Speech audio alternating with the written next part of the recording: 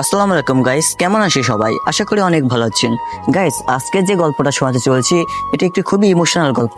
কিভাবে একটি মেয়ে একটি ছেলের জীবন ধ্বংস করে দেয়, এই ভিডিওটি না দেখলে আপনারা কিছুই বুঝতে পারবেন না।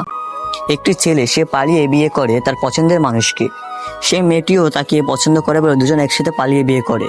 ছেলেটি ওই মায়াবতীকে নিয়ে তার নিজের বাসায় নিয়ে যায়। তার মা কিছুতেই রাজি হচ্ছিল না। ছেলের আবদারে মা রাজি হয়ে গেল।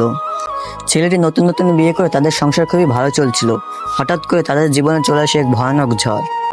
ছেলেটির বাপ মা ছিল খুবই বৃদ্ধ। তার বউয়ের কাজ করতে খুবই কষ্ট হচ্ছিল। তার বাপ মার সেবা যত্ন সে করতে পারবে না। সে তার স্বামীকে বলেছিল, তোমার বাপ মাকে তুমি বৃদ্ধাশ্রমে দিয়ে আসো। ছেলেটি কোনো মতে রাজি হলো না। সে কথা শুনে তার স্ত্রীকে জোরে একটা থাবা মারলো।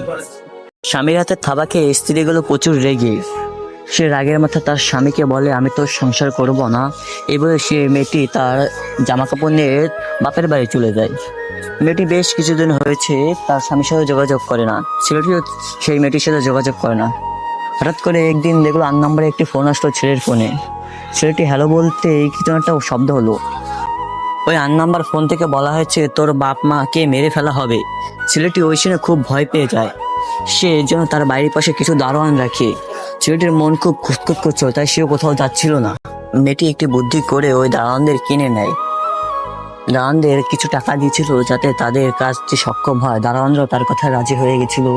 হঠাৎ করে একদিন মেয়েটি এক পিছন থেকে একটি লোককে বললো তার শাশুড়িকে মাথায় প্রচন্ড জোরে আঘাত করতে।